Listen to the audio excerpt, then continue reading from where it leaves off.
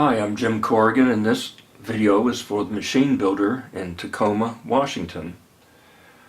This is the InWIn GRone case, and we're going to prepare it for a build.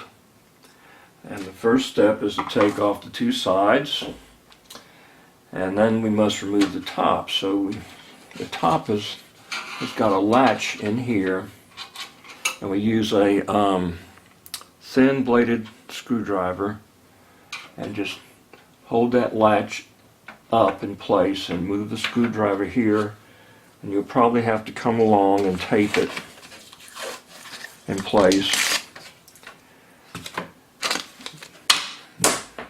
Well, anyway, this has been taken off once before, so once that's in place, you just take both hands and move it backwards, and then it'll come right off. The latch is right here, and this is the part that has to be held down with the screwdriver. Let's remove it. This is the tab, if I can get it focused. That's as good as it's going to focus. And the screwdriver just goes up in here and holds that down just enough to slide that top back. Here we go. Just enough to hold that, to slide that top back. To remove the front, we just push these 6 tabs in, 3 on this side, 3 on the other side, and we pull it open. And over here we have a ground connection, so we'll have to remove that.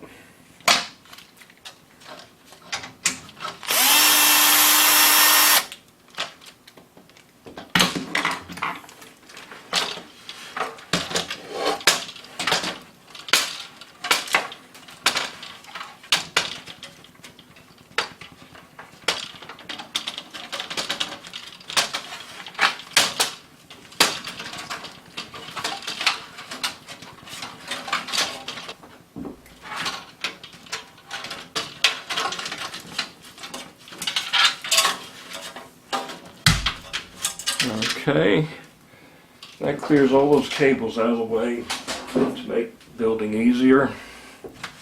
So that's out. Then we remove the factory fan that was here. We put an Arctic already in here. It's with the wire facing to the back so it blows out. I'm going to remove the fan that was here. Remove these fan holders.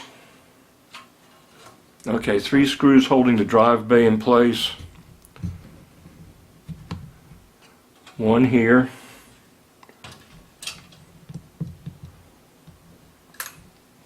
1 here. Oops. 1 here. And 1 down here. Slide the top bay out. This has rails up here. It has, when you put it back in, you have to force it against the top to put it back in, so it rides on these rails. And the bottom comes out.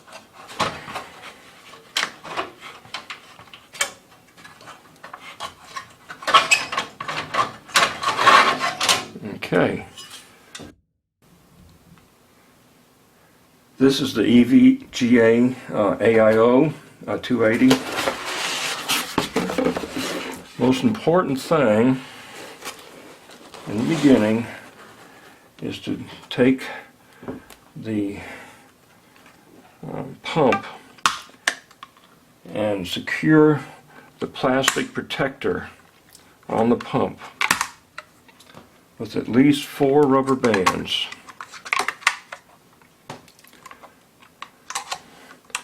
This is the only thing that ensures that we don't mar or scar the thermal grease or put a gash into the copper material. So this will keep it safe throughout the build. Most important thing. After unboxing the AIO, first thing to do is to remove the factory fans.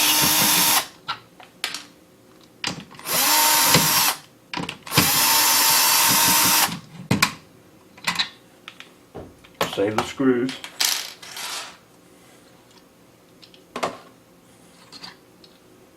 Okay. Now we have a radiator ready for a push-pull system. Now that the AIO radiator is out of the box, we'll put the fans on it.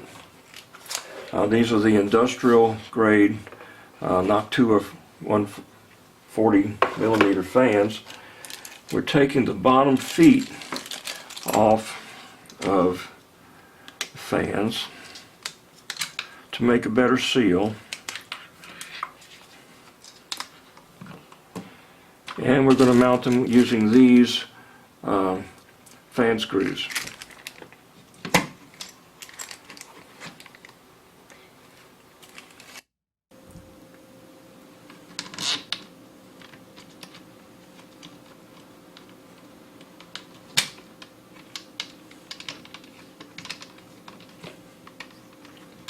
Notice we have the power leads to the left and on top.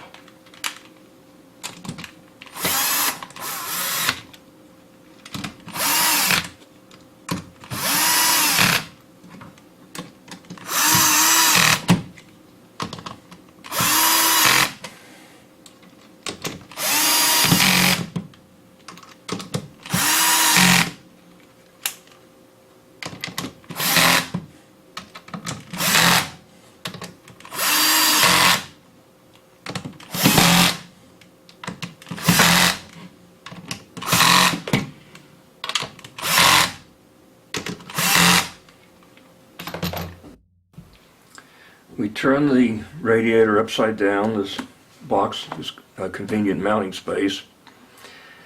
And the push fans are going to blow out this way. They always blow towards the current.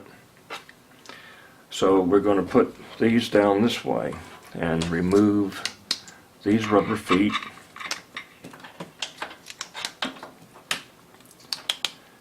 And cables going out to our right.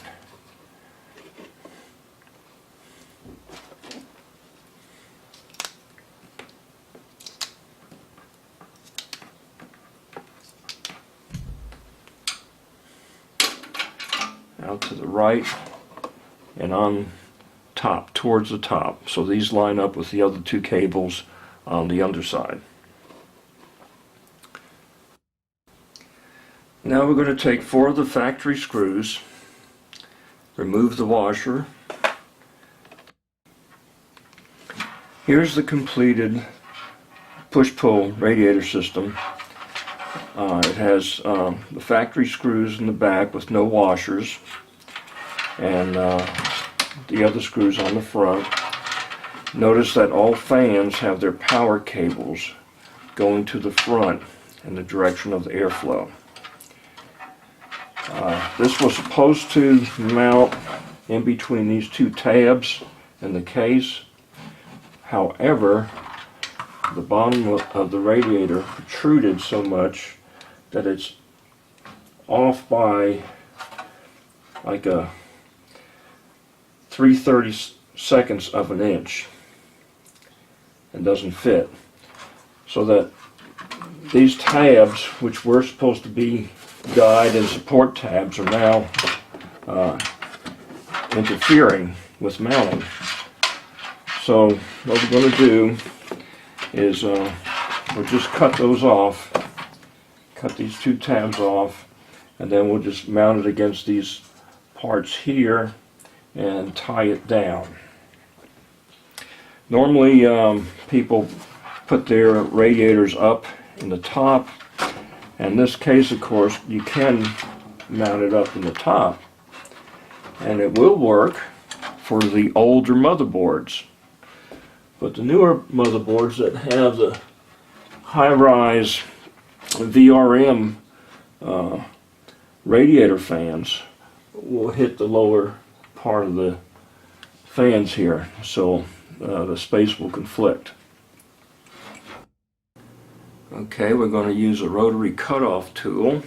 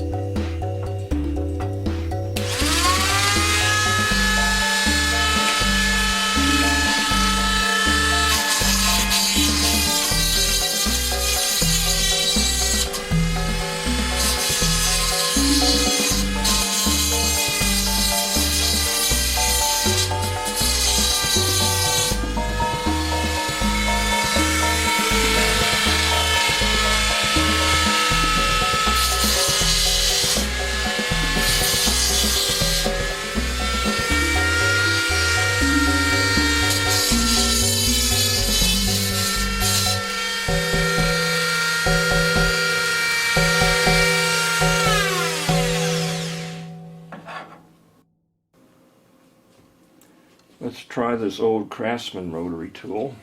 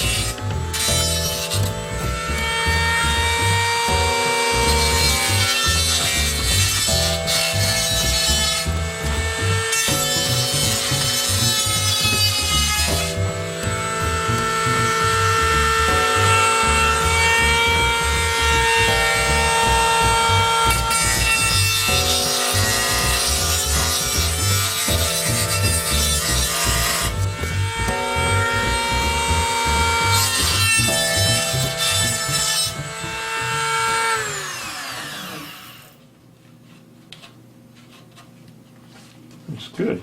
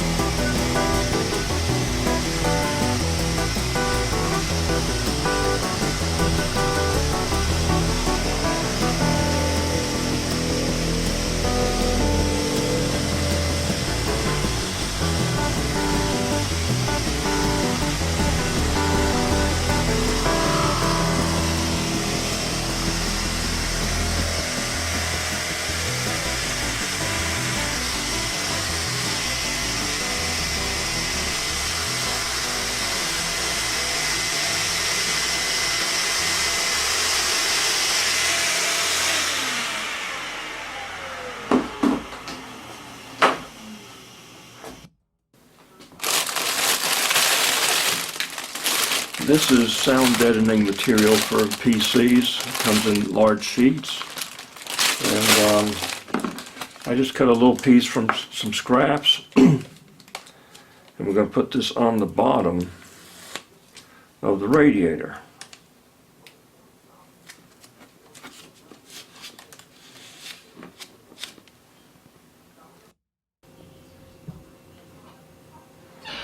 So if you're installing an AIO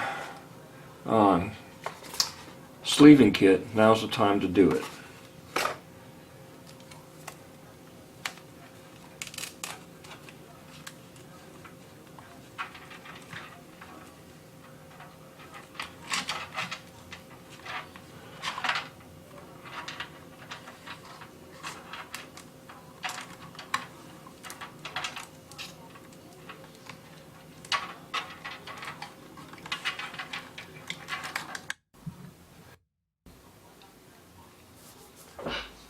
Okay, now we put 4 cable ties in these 4 slots,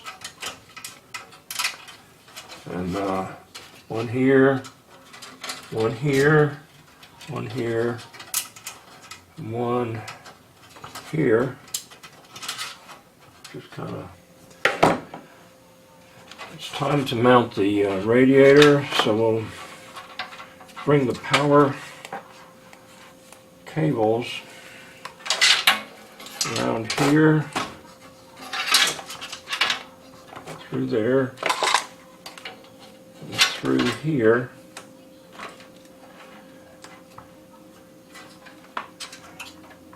And I believe we're going to need to get in this area here to do this cable tie and this cable tie.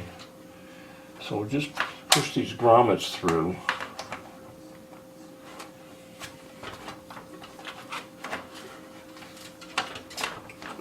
Get some finger room.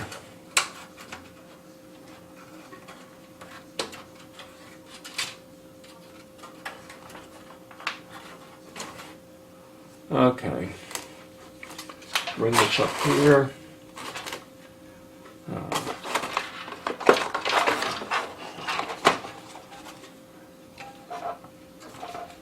Okay.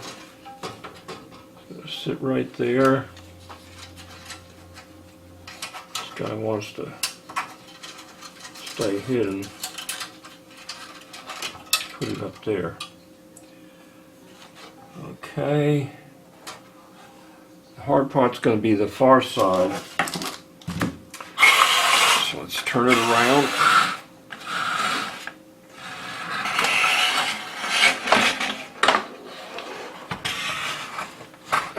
Okay. Okay, that one is, I'm trying to see if you can see that. Okay.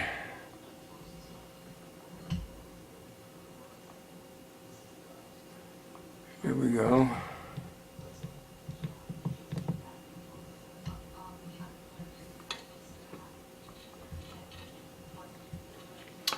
So this is going around that screw and around this little part here.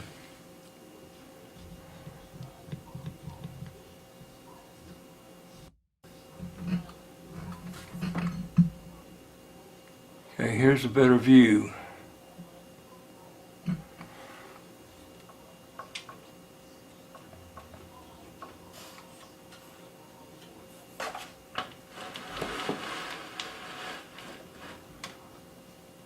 Okay. Alright, the best way to run this top tie is to go down through here and to come out through here. And then it just goes around the screw on the fan right there. Okay, now we just tighten this side up.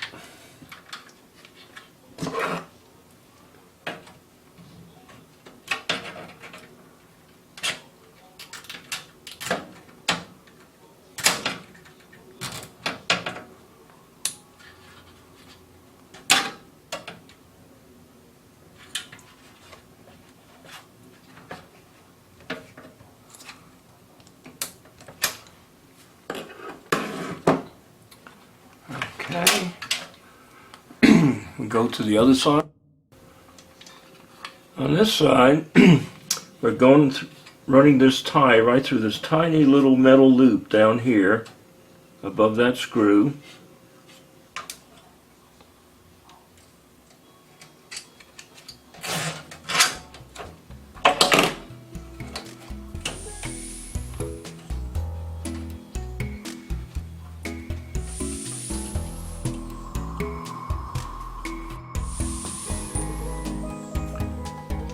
Okay.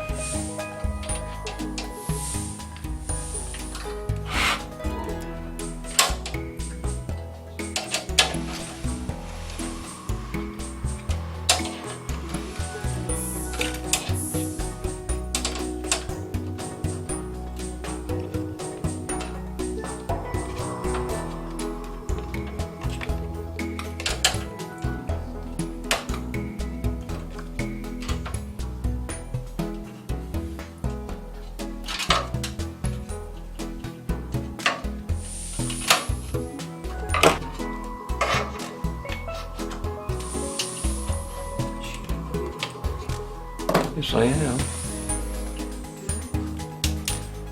Yes, I'm filming right now. Oh, hi everybody. Sorry.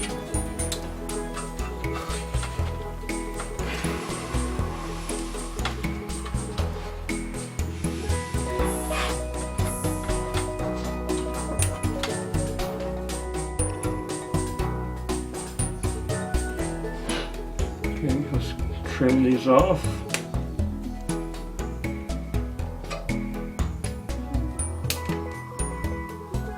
We'll trim the other side and put those grommets.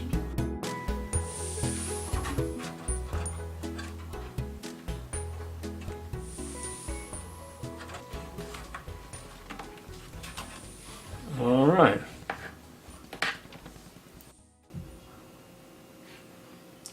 This is the Thermaltake Commander port hub. It's a synchronizer. Comes with this cable that goes to the water pump fan output. This acts like an extension cable. So it plugs in here. And this is the fan speed input. Put the 4 fans into the synchronizer.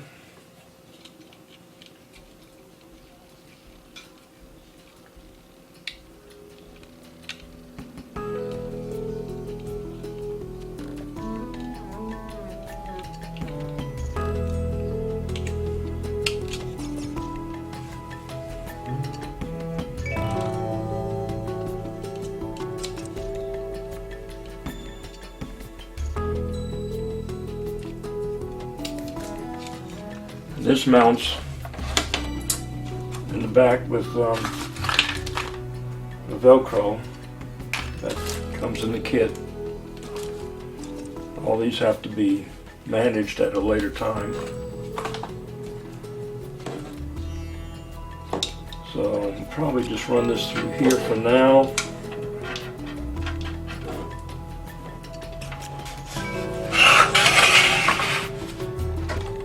Okay, this is the fan input,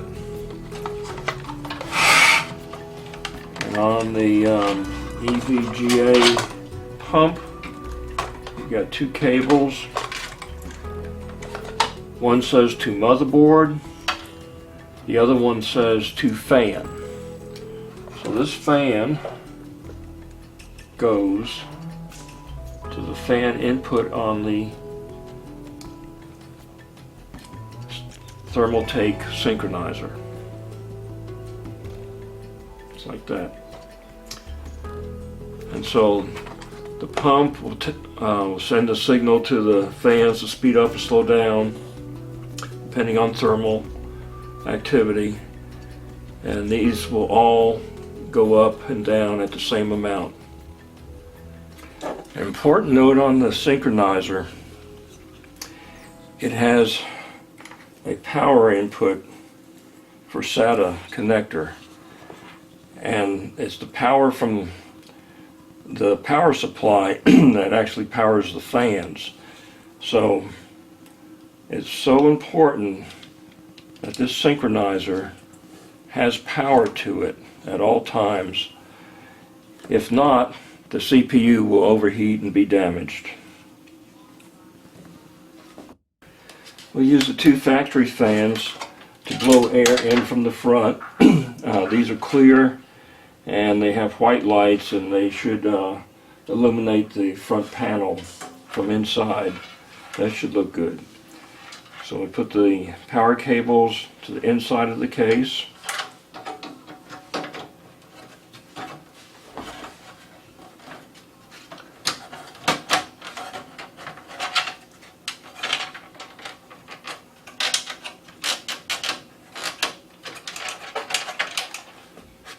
Okay, we'll use 3 more Arctic fans on the top,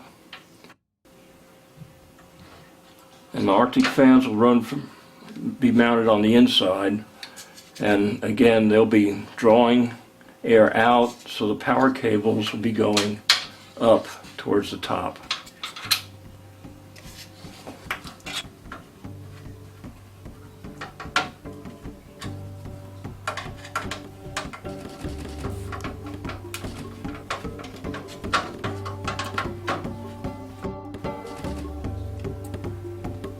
These 3 fans should be tied together and probably run off a port or a connector on the motherboard, and they should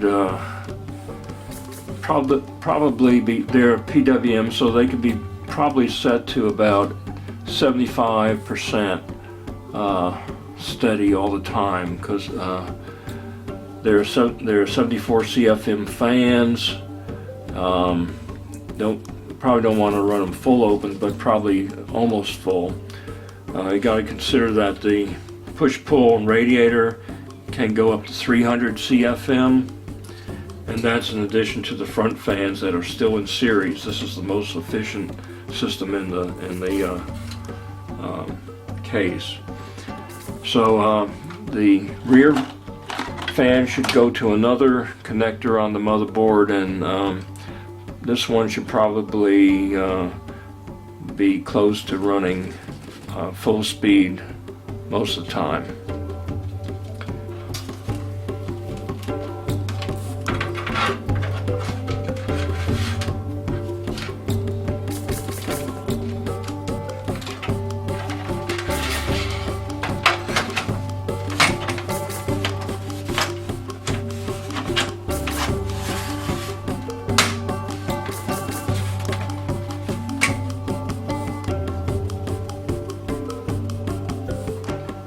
We mounted the thermal take fan synchronizer on the right side using their hook and loop tape, and we put the SATA power connector facing in towards the case, so we could come out through here or through here with power for this guy.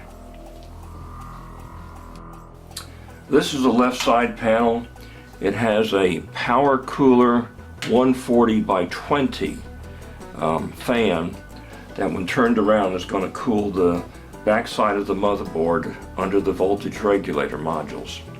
This is a 20 millimeter fan, one of the few in this size. You cannot use a 25 thickness in this area. It has to be 20 or less.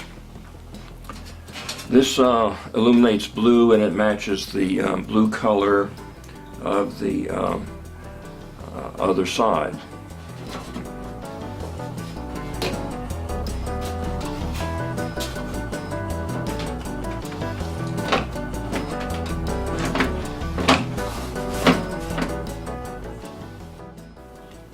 Okay, here's the case with the side and front and top put together. I found that these thinner nylon ties actually can run through here and pull up and snug this up even tighter. So this is really tight and strong, The rubber pad on the bottom just makes everything really smooth feeling and solid, and this should be pretty much vibration free and should just hum along inside. It's actually an inline push-pull system with 2 pushes with interference in the center. However, I've built 2 others like this before, so these are super efficient. The argument that you're putting hot air inside the case is completely wrong. When this is running, you put your hands in front of here for a little bit and they'll freeze. You cannot keep your hands in front of these fans very long. It gets so cold. So anyway, that's what the rest of the motherboard is seeing. This needs to be pretty fast to be pulling the heat from the graphics card out. And this guy is pushing in on the back of the motherboard. So these fans on top will be taking some of that air up through here.